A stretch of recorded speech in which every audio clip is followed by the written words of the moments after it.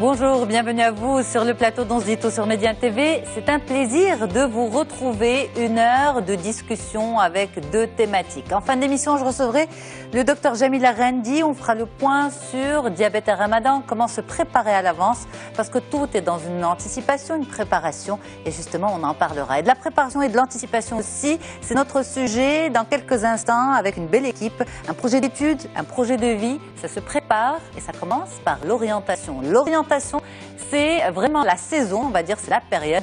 Et on fait un focus ce matin dans On se dit tout avec deux belles dames qui ont accepté justement de relever ce défi de l'orientation des jeunes. A tout de suite pour les détails.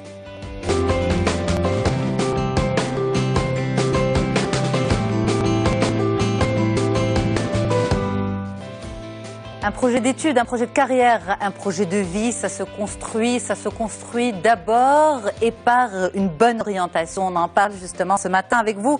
Madame Fatem Zahra Mzioud Bennis, bonjour. Bonjour Yasmine, merci pour l'invitation. Merci à vous d'être là. Vous êtes coach de dirigeants, consultante en accompagnement des entreprises et fondatrice d'une école de coaching. Et Fatima Al-Hasni, bonjour. Bonjour Yasmine. Merci beaucoup d'être là. Merci à vous. Vous êtes coach professionnel, spécialiste des services de carrière. On va voir qu'est-ce que c'est exactement. D'abord, l'orientation. C'est quoi exactement? Quels sont les différents acteurs? Quelle est la responsabilité de chacun? Quel est le rôle de chacun?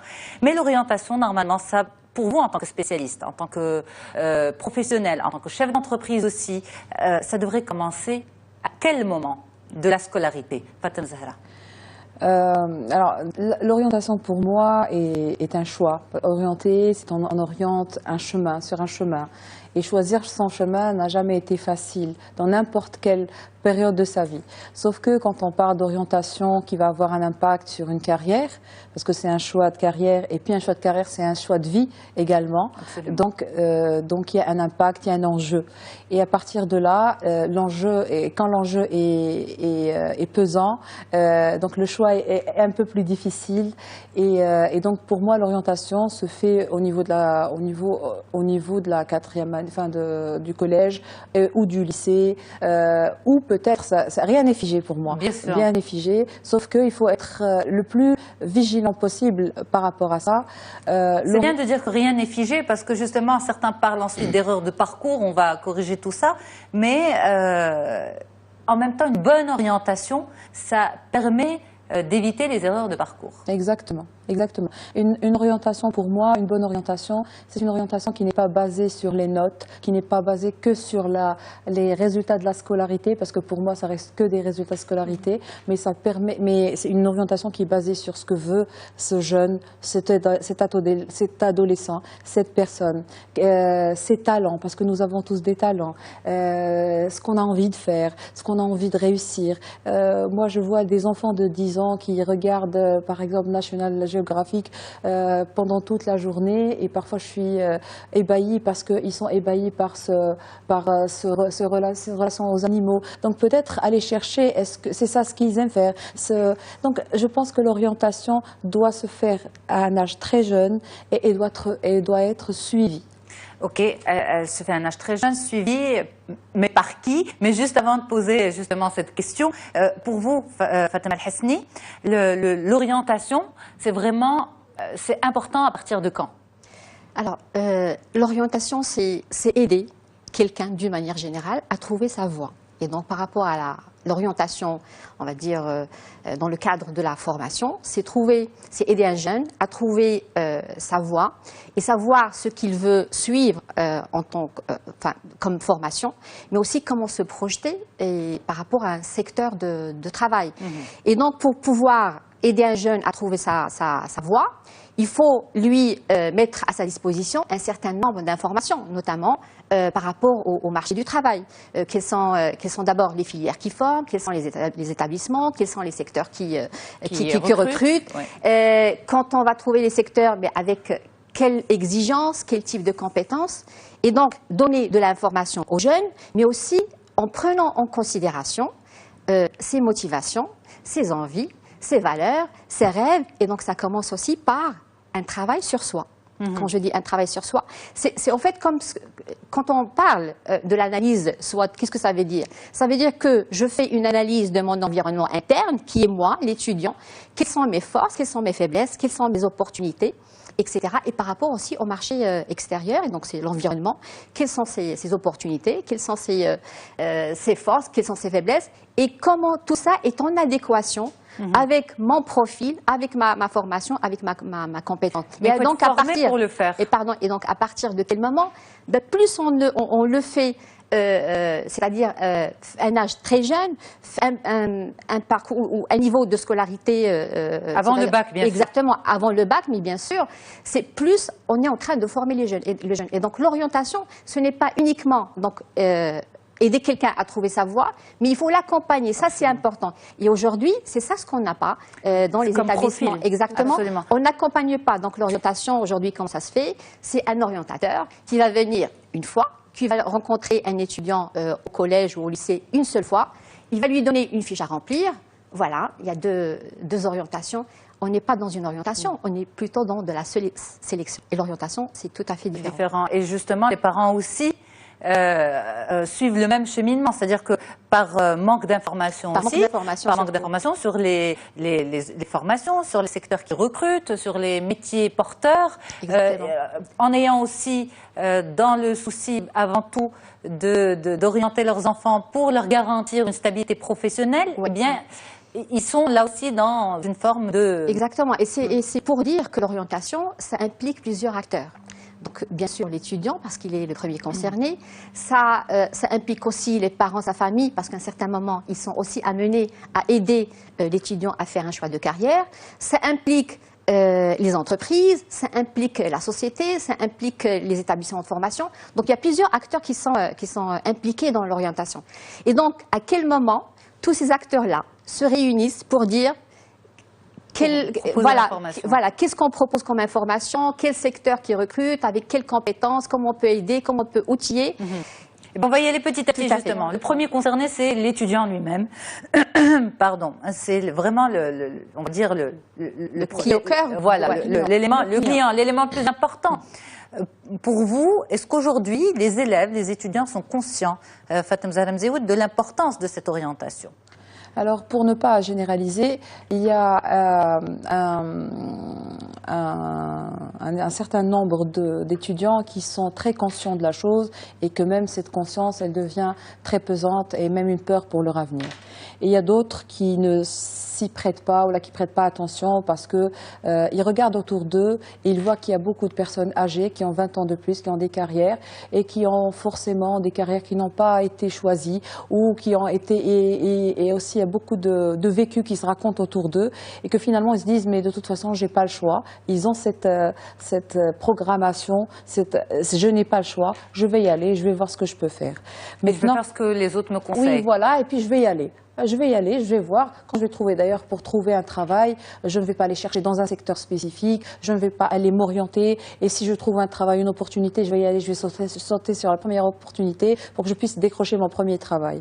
Sauf que, comme disait Fatema, aujourd'hui, nous avons besoin de vrais spécialistes d'orientation parce que pour moi, encore une fois, l'orientation est un processus qui, autour de ce processus, il y a différents acteurs. Il y a l'orientateur au départ, il y a l'élève ou l'étudiant, il y a l'école, il y a les institutionnels, le ministère de l'Éducation, etc.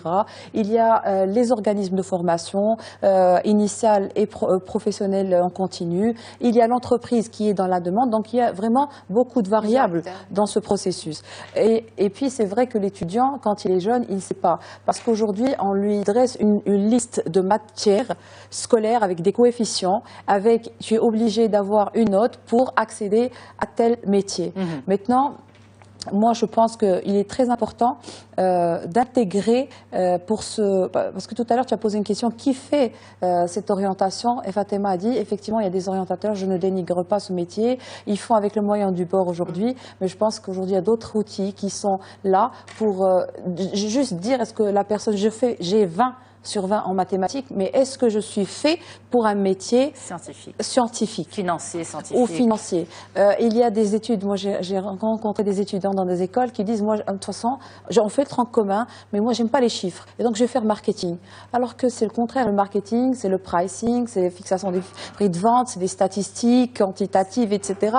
Donc c'est des chiffres. La finance, c'est autre chose, c'est que tu prends des chiffres du comptable que toi tu analyses. Donc il faudrait qu'il y ait des gens du métier qui vont expliquer le métier en lui-même et qui voient avec ces personnes-là, est-ce qu'ils sont prêtes à assurer ce type d'orientation et à être heureux dans ce métier. Parce que plus on est heureux dans ce métier, on en fait une belle carrière et on réussit dedans. Mais justement, une bonne orientation, est-ce que c'est uniquement ce qui va me permettre, les études que je vais faire, la formation que je vais suivre qui va me permettre d'avoir un bon métier, ou bien une bonne orientation, c'est finalement beaucoup plus loin que ça, c'est un métier qui va me permettre de m'épanouir personnellement, Fatma El-Hasni? Oui, ce n'est pas... Parce que c'est un discours un peu contradictoire. Exactement, et tout à fait. Et donc l'orientation, ce n'est pas uniquement d'aider quelqu'un à trouver un travail, ce n'est pas ça. L'orientation, c'est accompagner quelqu'un et d'abord, c'est vraiment une démarche. Donc comme j'ai dit, qui commence par un travail sur soi. Donc le jeune, on lui apprend d'abord à se connaître, c'est-à-dire quelles sont ses compétences, quels sont ses talents, quelles sont ses motivations, quelles sont les choses qu'il aime faire, qu'il n'aime pas faire, mais aussi quelles sont les informations qu'il a. Comme a dit Fatem Zahra, bon, là il y a des confusions, parfois on fait juste des choix de carrière ou de filière, parce qu'on n'a pas trop d'informations et donc on ne sait pas, on choisit juste ce qu'on nous a conseillé, parce que mon cousin a fait, parce que mon père m'a conseillé, exactement. Donc ça commence d'abord par un travail sur soi, c'est très important. Qu'est-ce qu'il faut se poser comme question, justement? Alors, est-ce que là, maintenant, on n'attaque pas les services que nous... Alors, justement, quand vous dites qu'il faut faire un travail sur soi, qu'est-ce qu'il faut se poser comme question? Se connaître. Qui suis-je? Qu'est-ce que j'aime? Qu'est-ce que je n'aime pas faire? D'accord? Qu'est-ce que je sais faire? Qu'est-ce que je ne sais pas faire? Quelles sont les compétences aujourd'hui que j'ai? Quelles sont les compétences que je n'ai pas et que je dois peut-être développer par rapport à un choix de carrière? C'est très important de se poser ces questions-là. Parce que demain, en face d'un recruteur, qu'est-ce qu'il a besoin d'avoir comme profil, on va dire, de candidat? C'est quelqu'un qui sait d'abord ce qu'il est, ce qu'il peut proposer. Je ne peux pas vendre devant un recruteur les compétences, je ne peux pas faire un entretien de recrutement ou le réussir si d'abord je ne sais pas qui suis-je et comment je suis en adéquation avec ce que peut me proposer le recruteur. Et là, nous ne parlons pas bien sûr de la recherche d'emploi, nous parlons de l'orientation. Exactement. Donc c'est un processus en amont. Exactement, bien sûr en amont, parce que l'orientation, comme j'ai dit, il y a un premier point de départ, donc je vais faire un premier pas vers tout un chemin pour pouvoir arriver par la suite à faire un choix, à prendre une décision sur quel métier ou vers quel secteur je veux m'orienter. Donc, ce chemin commence par le travail sur soi. Parce que le travail sur soi, non seulement ça me permet de savoir ce que je veux, ce que je n'aime pas, mais par rapport aux étudiants, ça les met en confiance. Mais est-ce qu'ils ont la capacité de faire ça? Justement, Fatem Zahra, est-ce qu'ils ont la capacité, ces jeunes? Je ne dénigre pas, mais justement, quand on est aussi jeune et quand on est dans notre contexte à nous, très peu accompagné, comment on peut demander à ces jeunes de se connaître? Non, ils ont besoin d'un accompagnement. Et c'est pour ça qu'il y a dans des lycées aujourd'hui des cours de développement personnel, des bilans de compétences qui se font. Malheureusement, pas dans tout, c'est des actions pilotes, mais je pense qu'il faudrait, pour moi c'est d'urgence, il faudrait que ça se mette en place. Merci de tirer la sonnette d'alarme. Voilà, parce que se découvrir, les gens aujourd'hui, ils payent des coachs, ils payent des experts en RH, ils payent des profilers parce qu'il y a des tests psychotechniques. D'ailleurs, ça c'est par exemple, il y a des tests qui sont gratuits sur Internet et qui leur permettent au moins de se découvrir. Je donne un exemple très concret pour compléter. Il y a des gens introvertis, il y a des gens extravertis, il y a des gens qui sont bien dans un travail où il y a de l'interaction avec les gens et d'autres qui ne sont pas du tout dans l'interaction. Donc comment on peut, un introverti, le pousser à faire un travail de commercial? Il sera malheureux. Chaque jour où il ira faire ce travail, il sera malheureux parce qu'il y a beaucoup d'efforts, beaucoup d'énergie pour aller faire ce travail-là. Moi, j'ai eu un cas comme ça, une personne à 25 ans, elle a fait des formations, après elle a voulu faire, parce que justement le marché était preneur des délégués médicaux. Donc il a fait la formation, il a payé. Jusqu'à l'âge de 25 ans, elle n'a pas pu décrocher un boulot parce que quand on a fait le test de personnalité, nous avons trouvé que c'était une personne introvertie, incapable d'aller vers l'autre. Donc il fallait absolument qu'elle se reconvertisse parce qu'elle tournait autour. Donc ça, c'est très important de prévenir cela en amont. En amont, absolument. Et donc, si on n'a pas les moyens de faire ça, si l'école aujourd'hui n'a pas les moyens de mettre en place, les établissements privés aujourd'hui, ils financent ce genre d'outils qui n'est pas très cher, mais qui permettent de rehausser le taux. Et ça permet aussi à ces jeunes de prendre conscience aussi techniquement. Se connaître, ça veut dire quoi? Quand on me dit tu dois te connaître alors que j'ai 16 ans, 17 ans, 18 ans, mais qu'est-ce qu'on me dit par là? Justement, c'est ce que je veux faire. C'est comme j'ai dit. Voilà. Alors que les outillés, tout à fait, très tôt. Les jeunes ne peuvent pas aujourd'hui faire ce travail seul parce qu'il y a des spécialistes avec des outils. Alors il y a des spécialistes justement, ça me donne ma perche. Oui.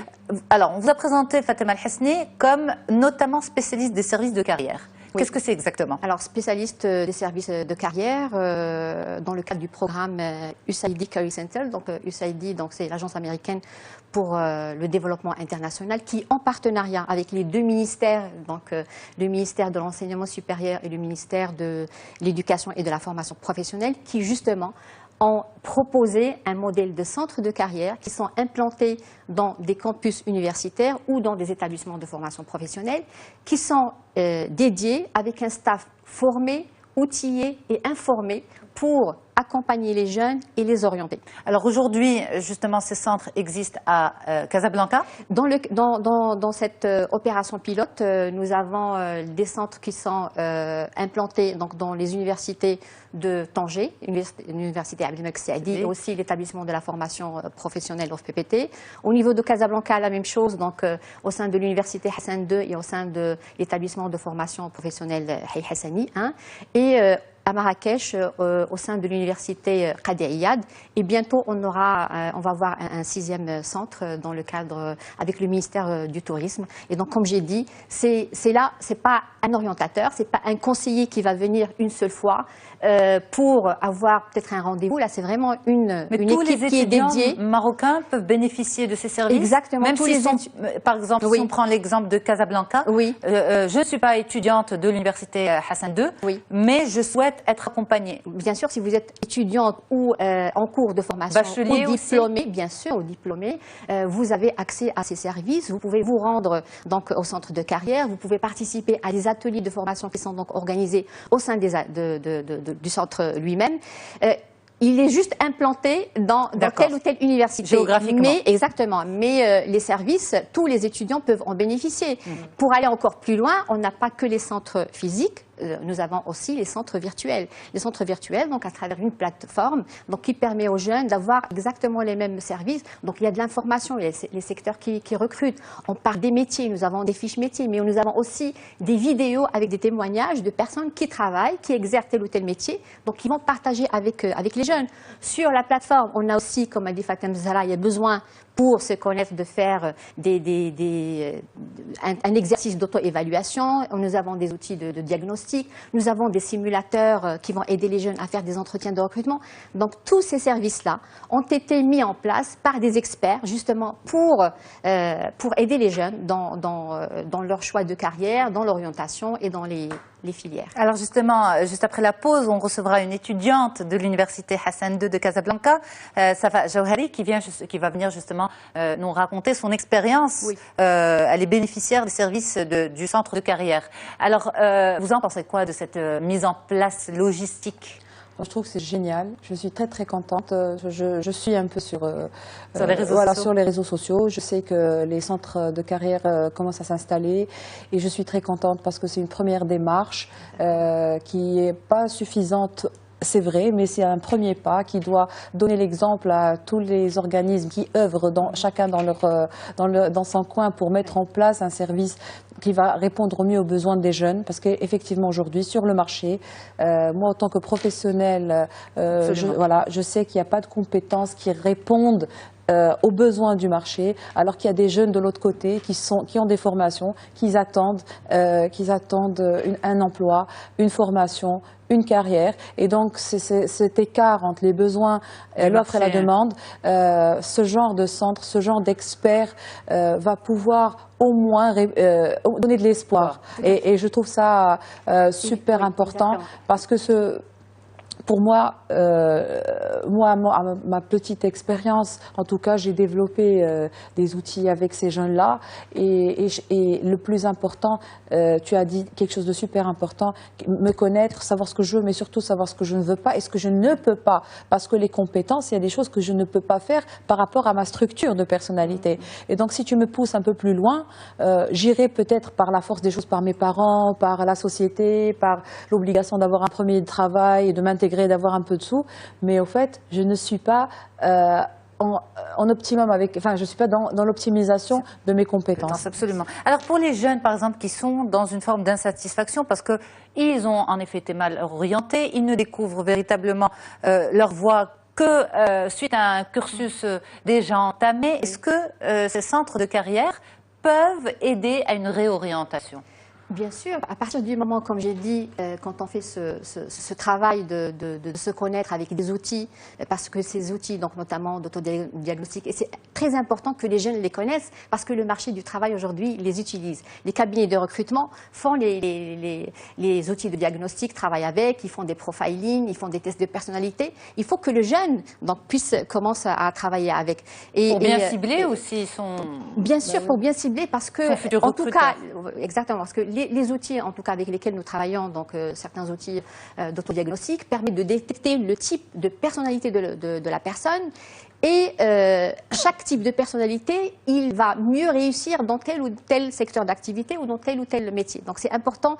Donc même si par la suite il y a vous leur simplifiez l'existence en fait en quelque sorte. Non, mais c'est très important parce que ça réconforte et ça rassure l'étudiant notamment quand il dit j'ai fait un mauvais choix de carrière, mais quand il va avoir une séance individuelle, parce que parmi aussi les services que proposent les Career Centers, c'est aussi d'avoir des séances individuelles d'accompagnement avec un conseiller d'orientation. Tout ça est gratuit ? Bien sûr, tout ça est gratuitement. Gratuit. Et donc, si j'ai fait justement un étudiant qui a une problématique, notamment celle de l'orientation, il va demander donc un rendez-vous avec un conseiller d'orientation. Il va partager d'abord avec lui ses soucis, sa problématique.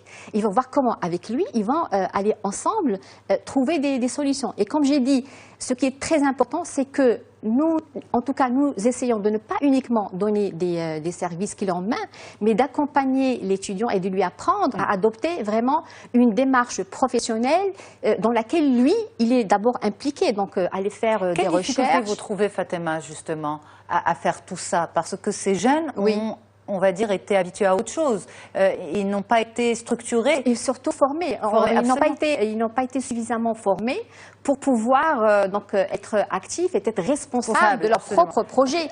Déjà, notre slogan, c'est Mustaqbali fi yadi. Donc, c'est déjà ça. Mon avenir entre mes mains. Mais bien sûr, ça veut tout dire. Ça veut dire que tu dois être impliqué. Et tu ne peux pas attendre à ce que l'établissement de formation puisse t'apporter des solutions, ou même un orientateur. Non, l'orientateur, il est là. Vous êtes, on va dire, positivement, agréablement surprise, ou vous constatez aussi peut-être une forme de nonchalance de la part des jeunes? Non, on est plutôt agréablement surpris parce que tous les coachs savent, et ça va très bien va être d'accord avec moi, que tout étudiant a du potentiel. Il faut juste savoir lui montrer la clé pour ouvrir la porte et détecter ce potentiel. Et je veux juste peut-être préciser que par rapport à nos services, au centre de carrière, nous donnons aussi la possibilité aux entreprises, aux employeurs, de venir partager leur expérience, parler des métiers. Ils sont actifs. Du centre de carrière, ils sont actifs, ils sont réceptifs, et ça donne vraiment un échange très riche. Et c'est ça aussi par rapport aux étudiants, parce qu'ils ne connaissent pas le milieu professionnel.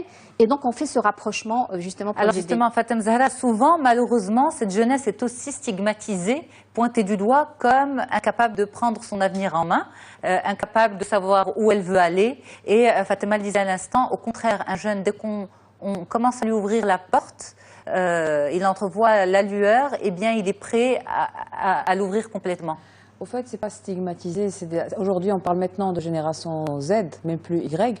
Et donc, il y a un système de valeurs différent, des comportements différents, des habitudes différentes et des besoins différents.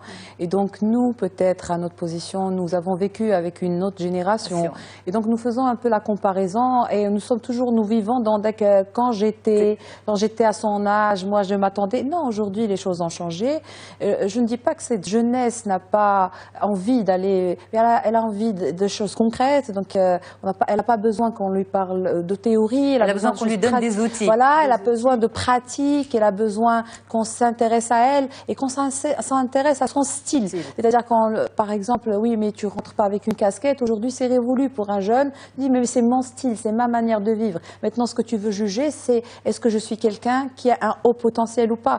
Est-ce que nous-mêmes, orientateurs, entreprises, etc., est-ce que nous sommes dans cette position d'accepter ce changement et d'accepter ces jeunes-là avec leurs propres besoins, mais aussi et de voir leur potentiel parce qu'ils ont un énorme potentiel. On va voir justement dans un petit moment comment ces jeunes, à travers le témoignage de Safa Jawhari, bénéficient des services du centre de carrière. Je suis dans l'obligation de vous interrompre. On va marquer une courte pause et on revient, sans oublier aussi qu'on reçoit en fin d'émission Dr Jamila Rendi pour accompagner ces personnes souffrant de diabète à bien passer leur mois de Ramadan. Restez avec nous sur Média TV, à tout de suite.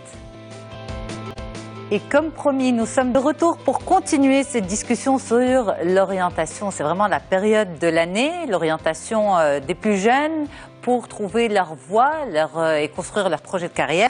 Et justement, une structuration de cette orientation est très importante. Et aujourd'hui, eh bien heureusement, des centres de carrière existent dans quelques universités. Une bénéficiaire de ces centres de carrière est avec nous, Safa Jawhari. Bonjour. Bonjour. Merci beaucoup d'être là. Merci à vous. Vous êtes étudiante à l'université Hassan II de Casablanca. Oui. Et justement, vous nous rejoignez pour compléter la discussion. Avec nous également, bien sûr, Fatem Zahramdi Benis, coach de dirigeants, consultante en accompagnement des entreprises et fondatrice d'une école de coaching, et Fatem Al-Hasni, coach professionnel spécialiste des services de carrière. Alors, Safa, vous en fait, vous êtes actuellement étudiante en économie, oui, mais vous avez fait un bac scientifique, purement scientifique, un bac de physique-chimie, c'est bien exactement. ça? Absolument. Donc de la physique-chimie à l'économie. À l'économie. Comment s'est fait le choix? C'était pas un choix que je voulais. C'était un choix, plutôt une orientation, un parcours scientifique, vu que j'étais scientifique, j'ai eu un baccalauréat en physique-chimie, mais j'avais une ambition en économie. Je voulais avoir un parcours en économie. Donc j'ai eu mon baccalauréat, j'ai pas laissé tomber ce que je voulais, j'ai repris en économie, j'ai intégré la faculté de sciences juridiques, économiques et sociales de Casablanca. J'ai fait un parcours de licence économie. C'était pas évident pour moi. Pourquoi? Parce qu'il n'y avait pas de bagage. Oui, j'avais aucune connaissance en économie, aucune idée, ni les matières à renseigner, ni ce que je pourrais faire après avec cette licence, ni les métiers que je pourrais opter à. Je veux faire de l'économie, point. D'économie, point. J'en ai vraiment aucune idée avant. Mais après que j'ai intégré la faculté, j'ai su que quand on fait quelque chose qu'on veut, on donne le plus. Donc c'était pas un échec pour moi le fait d'avoir un baccalauréat et changer en filière d'économie, mais c'était plutôt un challenge de faire ce qu'on veut, arriver à avoir le diplôme que je voulais dès le départ. Et c'est pour ça j'ai continué en économie et maintenant j'ai pu avoir un chemin en économie et s'intégrer dans le domaine d'économie. Justement, mais vous l'avez dit, l'économie, c'est ce que vous avez toujours voulu étudier, mais vraiment, même sans savoir ce que vous vouliez en faire après. En fait, c'était, comme on dit, c'était une mauvaise orientation dès le lycée.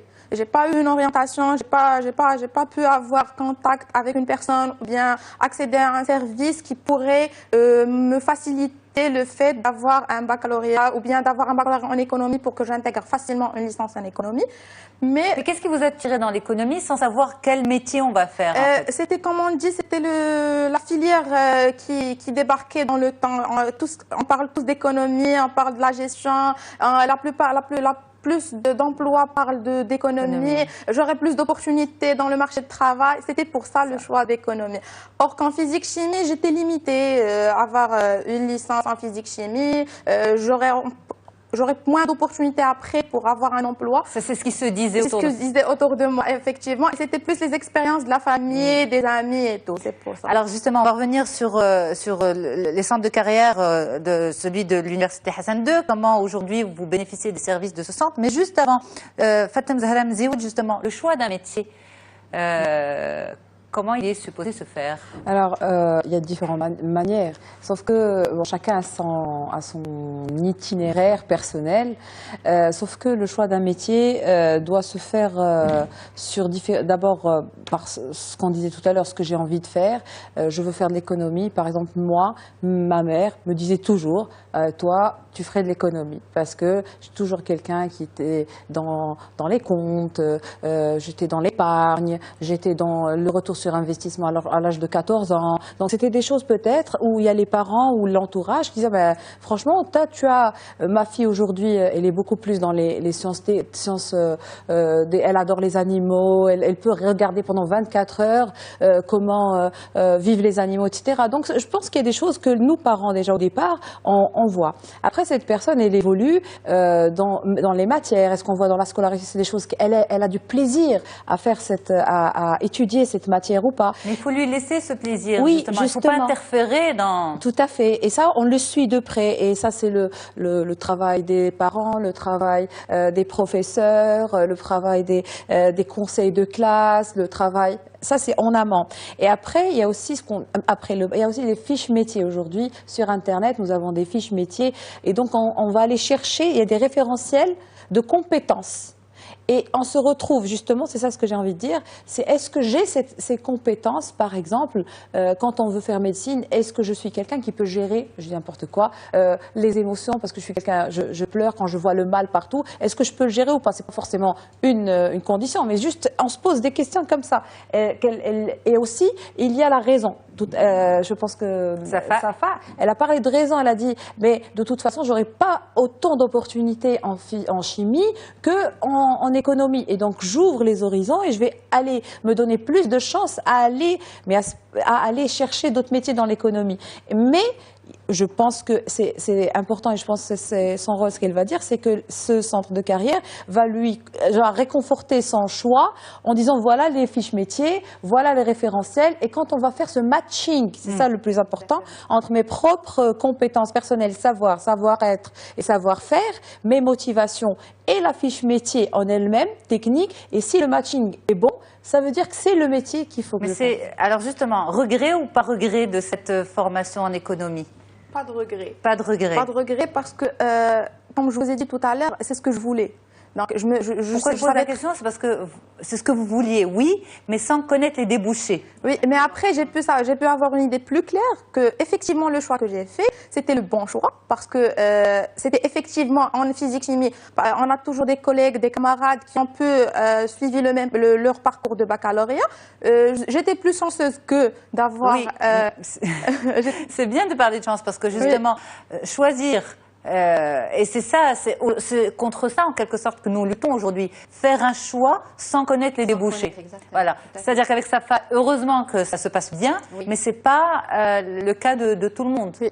Aujourd'hui, ce qu'on encourage, c'est une orientation ciblée.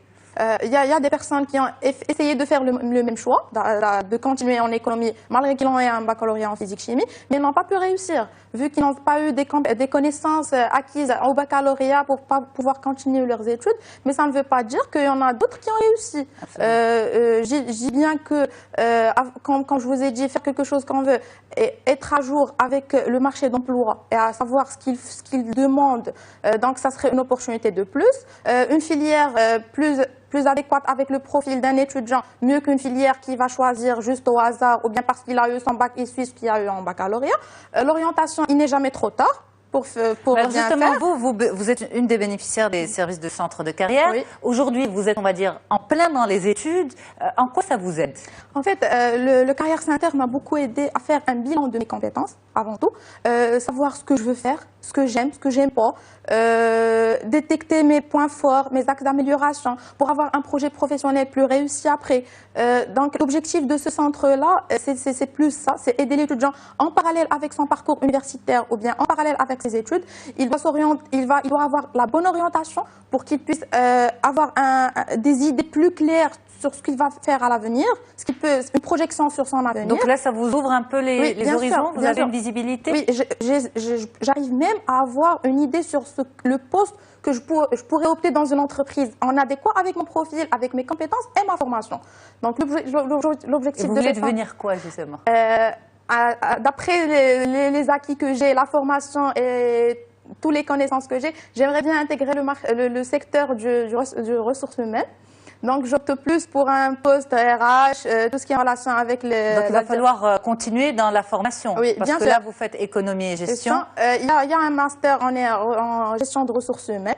Après, je pourrais facilement intégrer le volet de Et ça vous plairait? Oui. Au-delà de ce que les papiers vous disent, ce que les tests vous démontrent, est-ce que vous vous retrouverez? Oui, je me retrouve et plus, grâce au Career Center, j'ai pu avoir une fiche métier du poste responsable RH, chose qui m'a mis en clair les tâches que j'accomplirai après, les formations que je dois avoir, les compétences, le savoir-faire, le savoir-être. Donc, le centre, il est là, il m'a donné une vision plus claire sur la projection que je voulais pour que je m'adéquate avec le poste. Adapter la formation au poste. Exactement. Alors, Fatma El-Hesni, on conclut justement le mot de la fin. Ces centres de carrière qui sont des projets pilotes aujourd'hui à Tanger, à Casablanca et à Marrakech, d'autres villes à venir?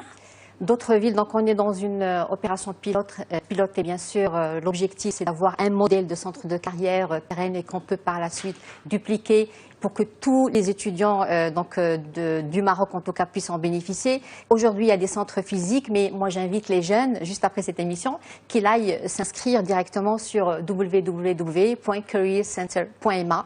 Donc il y a pas mal de services qui vont les aider dans leur orientation et prendre exemple de Safa. Donc il a fait un choix sans trop savoir vers quoi ça va l'amener. Et là, donc il n'y a pas que les formations, il y a aussi l'écoute, il y a des conseillers. Et moi, je leur rends hommage parce qu'ils font un travail magnifique auprès des jeunes. Donc en ayant des séances individuelles, en les écoutant, en écoutant des problématiques, en leur apportant des outils et vraiment de l'accompagnement personnalisé. Aller vers les lycées aussi, c'est important? Bien sûr, c'est important et peut-être ça va être d'autres projets, Inch'Allah, bien sûr. Parfait. Mesdames, merci beaucoup. Safa, eh bien, vous redonnez le sourire justement et on a envie de croire encore plus en cette jeunesse. Merci beaucoup, Safa Jawhari. Vous êtes étudiante à l'Université Hassan II de Casablanca. Fatem Zahra Mzioud Benis, coach de dirigeants et consultante en accompagnement des entreprises, fondatrice d'une école de coaching. Fatma El-Hesni, vous êtes coach professionnel spécialiste des services de carrière. Merci beaucoup pour cette mobilisation pour notre jeunesse. Moi, je reste avec les téléspectateurs. J'ai une autre émission. On va parler de diabète et de Ramadan. Restez avec nous.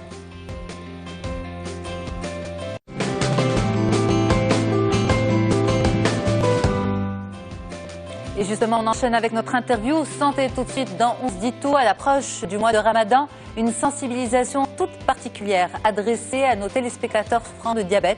Malheureusement, le diabète est une maladie chronique qui nécessite une prise en charge et un accompagnement particulier, en particulier justement pendant le mois de Ramadan. Et c'est important de stabiliser son diabète avant. Et c'est pour ça que je reçois pour vous aujourd'hui Dr Jamila Rendi. Bonjour docteur. Bonjour Yasmine. D'abord, avant de commencer, je voudrais vous remercier pour cette belle émission que je suis chaque semaine. Merci beaucoup. Puis merci à la chaîne Média 1 TV qui s'intéresse aux patients, que ce soit les diabétiques ou les autres, avec des émissions de santé. Et ben voilà, la santé, la sensibilisation et la prévention, c'est très important justement. Et c'est une mission citoyenne que nous essayons de remplir à travers notamment, entre autres, cette émission bien sûr. Je rappelle que vous êtes Dr Jamila Rendi, diabétologue, endocrinologue et nutritionniste. Le diabète, une maladie chronique répandue malheureusement dans le monde et le Maroc ne fait pas exception. On rappelle d'abord ce que c'est, les différents types de diabète. Alors, c'est très important de rappeler ce que c'est que le diabète parce qu'il y a beaucoup d'ignorance à ce sujet. En fait, on est diabétique quand on a 2 glycémies supérieures à 1,26 g. Ce n'est pas à partir de 2 grammes ou à partir de 3 grammes, c'est à partir de 1,26 g, on est diabétique. Donc, toute personne qui a une glycémie supérieure ou égale à 1,26 g doit consulter, doit avoir une prise en charge, peut-être pas aussi importante que quelqu'un qui a des glycémies plus élevées, mais au moins doit savoir qu'elle est diabétique pour faire attention. Alors justement, les spécialistes disent, pour les diabétiques qui peuvent jeûner, on va détailler tout ça, que la préparation se fait en amont. Il ne faut pas attendre le premier jour du ramadan pour adapter le traitement, adapter le régime alimentaire. Alors, pour commencer, est-ce que le diabète est une contre-indication du jeûne? Le diabète n'est pas... non, bon, je vais vous dire ce que je dis à mes patients. Absolument. En principe, un diabétique ne doit pas jeûner. Mais évidemment, on ne peut pas dire à tous les diabétiques de ne pas jeûner, vu que le diabète, je vous ai dit, c'est à partir de 1,26 g. Donc, on ne peut pas interdire à tout le monde. Mais c'est vrai que pour jeûner, il faut le préparer longtemps à l'avance. D'une part, un diabétique, même en dehors du jeûne, doit être pris en charge correctement toute sa vie parce que c'est une maladie silencieuse, insidieuse, sans signe clinique. Et donc, il doit savoir que les complications s'installent même s'il ne ressent rien. Et surtout quand il doit jeûner à l'approche du ramadan, normalement, ça doit se préparer 2-3 mois à l'avance. D'accord, 2-3 mois à l'avance. Donc nous, on est un petit peu en retard parce qu'on est à quelques jours. C'est pas grave, de toute façon, c'est toujours bien. L'accompagnement, vous le faites, en tout cas les spécialistes le font dans les suivis, dans les consultations, mais nous, là, ce qu'on vient faire, c'est rappeler les grandes lignes, en fait, à l'approche du mois sacré. Est-ce que tous les diabètes permettent le jeûne, c'est-à-dire le diabète de type 1, une personne souffrant de diabète de type 1 peut jeûner ou pas? Alors, je rappelle rapidement les différents types de diabète connus. Alors, il y a le diabète de type 1, c'est les diabétiques qui sont sous insuline. Le diabète de type 2, c'est le diabète du sujet plus âgé, donc comprimé ou insuline. Le diabète de la femme enceinte, le diabète gestationnel. Et puis, il y a d'autres types de diabète induits par les médicaments, etc. Mais les plus importants, c'est le diabète de type 1, type 2, et maintenant le diabète gestationnel qui commence à devenir plus fréquent qu'avant. Le diabète de type 1, jusqu'à il y a quelques années, c'était hors de question pour les diabétiques de type 1 de jeûner. Moi, je vous dis la vérité, ici au Maroc, on n'est pas pour le jeûne chez les diabétiques de type 1. Dans certains pays, même occidentaux, on permet aux diabétiques de type 1 de jeûner, mais ce n'est pas la même prise en charge, ni la même auto-éducation du patient. Donc, je dirais, diabétiques de type 1 qui sont sous insuline, plusieurs injections par jour, non. Non. Diabète de type 2? Alors, le diabète de type 2, bien sûr, tout dépend de l'ancienneté de la maladie, des complications dégénératives de la maladie, des autres pathologies associées avec la maladie, de l'équilibre du patient avant le ramadan, c'est pour ça qu'il faut s'y prendre 2-3 mois à l'avance, du fait que ce patient fait ou non des hypoglycémies. Absolument. Donc il ne peut pas décider tout seul. Il faut absolument qu'il le décide avec son médecin.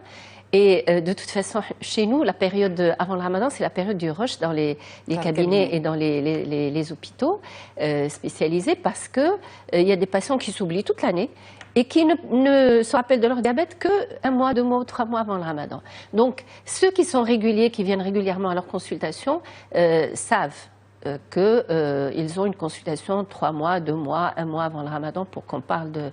Mais les nouveaux patients ou ceux qui n'ont pas de suivi, parce qu'ils sont très nombreux, malheureusement, les patients qui ne savent pas qu'ils sont diabétiques ou qui n'ont pas de suivi du tout. Parce qu'il n'y a aucun signe? Parce qu'il y a très très peu de diabétiques qui ont des signes cliniques. Je l'ai dit, c'est une maladie insidieuse, une maladie sournoise qui peut évoluer pendant des années. Il y a très peu de diabétiques qui boivent beaucoup, qui urinent beaucoup. Je parle du diabète de type 2. Oui, bien sûr, pas du diabète de type 1. Et qui maigrissent. S'ils arrivent à ce stade d'uriner beaucoup, de boire beaucoup, de maigrir, ça veut dire que la maladie est déjà en évolution. Elle était là depuis longtemps déjà. Voilà. Alors, malheureusement, souvent, on découvre le diabète au moment des complications. On va chez l'ophtalmo pour des lunettes, il fait un fond d'œil, on voit qu'il y a déjà des dégâts au niveau des petits capillaires de la rétine. Ou alors, on fait un bilan, on voit qu'il y a déjà une petite insuffisance rénale, ou bien il y a un problème cardiaque, le patient va chez le cardiologue et on découvre le diabète. Et c'est pour ça que tout le monde devrait faire des bilans au moins 1 fois par an, sinon 2 fois par an pour le dépistage. Le dépistage... Vers quel âge? Un âge critique peut-être ou un âge important de dépistage? Alors jusqu'à il y a quelques années, c'était à partir de 40 ans. Maintenant, on a des enfants diabétiques de type 2 malheureusement. De type 2 absolument, alors que normalement, malheureusement, le diabète qui touche les enfants, c'est surtout le diabète de type 1. Exactement, mais là, avec notre mode de vie, avec notre hygiène alimentaire, avec tout ce qu'on fait manger à nos enfants, avec la sédentarité, avec plein de choses, eh bien, on a des enfants diabétiques de type 2, des adolescents diabétiques de type 2. De toute façon, quand il y a un facteur de risque de diabète chez les enfants, par exemple des enfants obèses ou en surpoids, il faut leur faire des bilans. Maintenant, quelqu'un qui n'a ni surpoids, ni hérédité du diabète, ni rien du tout, c'est à partir de 40 ans qu'on doit faire des bilans. D'accord. Le diabète gestationnel, c'est un diabète particulier qui survient chez la femme enceinte. Est-ce que c'est un diabète qui est... Enfin, c'est une contre-indication aux jeunes? On préfère que les femmes diabétiques enceintes ou les femmes qui ont un diabète gestationnel, parce que c'est pas la même chose, ne jeûnent pas. On ne préfère pas. Ça fait partie des contre-indications. Maintenant, bien sûr, vous savez que vous avez des patients qui n'en font qu'à leur tête. Au moins, il faut qu'ils consultent leur médecin avant le ramadan. Si le médecin dit non et qu'elles le font quand même, il faut qu'elles restent en contact avec le médecin. Mais alors justement, quel risque, pour sensibiliser encore plus les téléspectateurs, quel risque pour ces personnes chez qui le jeûne est déconseillé, voire interdit, et qui vont le faire quand même? Alors tout dépend. Si c'est une personne qui est par exemple cardiaque, sachant que si vous rentrez dans une réanimation de cardiologie, plus que la moitié des patients sont là parce qu'ils sont diabétiques. Ils font des infarctus, ils font des accidents vasculaires cérébraux, ils font énormément de complications cardiaques. Donc si la personne a une autre pathologie, le cœur, le rein, des problèmes au niveau des pieds, ce qu'on appelle les artériopathies des membres inférieurs, ça risque de se compliquer pendant le ramadan. Combien de fois on voit des patients qui ont des insuffisances rénales chroniques passer en dialyse après un ramadan, ou alors faire un problème cardiaque juste après le ramadan? Ça, c'est le problème lié aux complications du diabète. Maintenant, le problème aigu, c'est les hypoglycémies. Des hypoglycémies peuvent être très graves parce que chaque diabétique ressent l'hypoglycémie d'une manière différente. Il y a des diabétiques qui ne ressentent même pas les hypoglycémies. À force d'en faire, leur système de contre-régulation, qui est une espèce d'alarme, qui leur permet de savoir qu'ils sont en hypo, s'épuise et peuvent être à 0,40, 0,30 sans le ressentir. Et là, on peut tomber dans le coma, on peut faire des accidents très graves, et on peut avoir des convulsions, on peut avoir des problèmes neurologiques très graves à cause d'une hypoglycémie. Donc, la première complication grave, aiguë, c'est l'hypoglycémie. Les autres complications, c'est l'aggravation des complications dégénératives du diabète. Absolument. Alors, on va aller dans le meilleur des mondes, de ces patients qui vous écoutent justement et qui font ce qu'il y a à faire, qui vont bien stabiliser leur diabète avant de pouvoir jeûner parce qu'ils sont autorisés par le médecin. La prise de médicaments justement, à quel moment elle devrait se faire? Parce que là, le système change, on ne mange que le soir. À quel moment ces personnes peuvent-elles prendre leur traitement? Alors, avant de vous répondre, je voudrais d'abord signaler que c'est un sujet qui intéresse le monde entier. C'est pas uniquement dans les pays musulmans ou arabes où on a des recommandations faites par les sociétés savantes, par les congrès mondiaux, etc. C'est aussi en Europe, aux États-Unis. Il y avait le congrès de la Société francophone du diabète en France il y a quelques semaines, et justement, ils sont sortis avec des recommandations pour le diabète et le ramadan. Donc, il y a des recommandations par des sociétés savantes aux États-Unis, dans les pays musulmans, en Europe. Il y a des consensus, mais évidemment, bien évidemment, tout doit être personnalisé parce que chaque diabétique est une personne différente. Donc, il y a les recommandations. Comment ajuster le traitement, comment ajuster ses repas par rapport à la maladie. Et puis, il y a les habitudes de chaque pays. On ne peut pas dire aux Marocains, par exemple, nous, au Maroc, on a le ftour qui est un repas un petit peu léger, qui est censé être un petit peu léger, et on a un dîner. Et après, on a le sahur. Les autres pays arabes, le repas principal, c'est le ftour. Mais si on peut aller sur des recommandations adaptées à notre mode de jeûner, à notre culture. Alors, dans ce cas, il faut répartir les médicaments en fonction des repas le soir.